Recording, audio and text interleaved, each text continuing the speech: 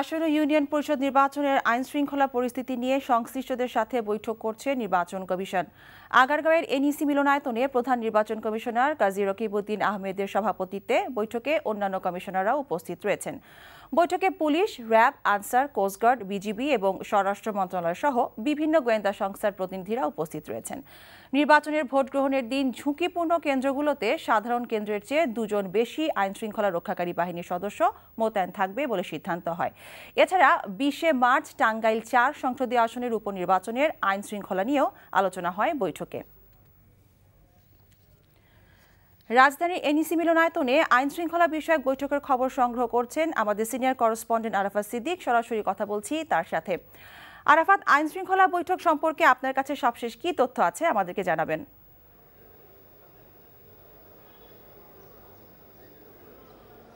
জি মিতা, এখনো বৈঠকটি শেষ হয়নি, শেষের দিকেই, এবং বৈঠকের পরেই মূলত বৈঠকে কি সিদ্ধান্ত হলো, কি ধরনের দিক নির্দেশনা এলো, এই বিষয়ে প্রধান নির্বাচন কমিশনার আমাদেরকে জানাবেন, সে অপেক্ষাতে আছি। তবে বৈঠকের যে আলোচ্য সূচি আছে সে বিষয়ে যদি জানাই, সেটা হচ্ছে এখন পর্যন্ত নির্বাচন উপলক্ষে আইনশৃঙ্খলা পরিস্থিতি কেমন আছে সেটা পর্যালোচনা করা, নির্বাচনের আগে নির্বাচনের পরিবেশ সুষ্ঠু রাখার জন্য কি কি করণীয় সেই বিষয়টি নিয়ে আলোচনা করার আছে আলোচ্য সূচিতে।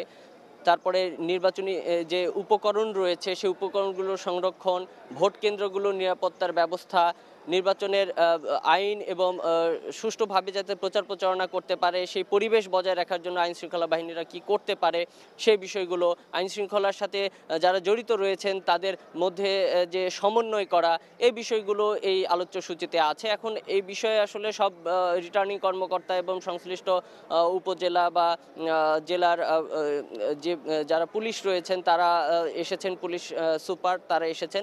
এখন এই বৈঠকটি অনেকক্ষণ ধরে চলছে, 11টার সময় শুরু হয়েছে। এখন প্রধান নির্বাচন কমিশনার আমাদেরকে জানাবেন। তবে একটা বিষয় উল্লেখ করার, যে এখানে কোনো সেনাবাহিনীর কোনো প্রতিনিধি এখানে বৈঠকে উপস্থিত হয়নি, যদিও এর আগে যে ইউনিয়ন পরিষদ নির্বাচন হয়েছিল সেখানে সীমিত আকারে সেনাবাহিনী মোতায়েন ছিল।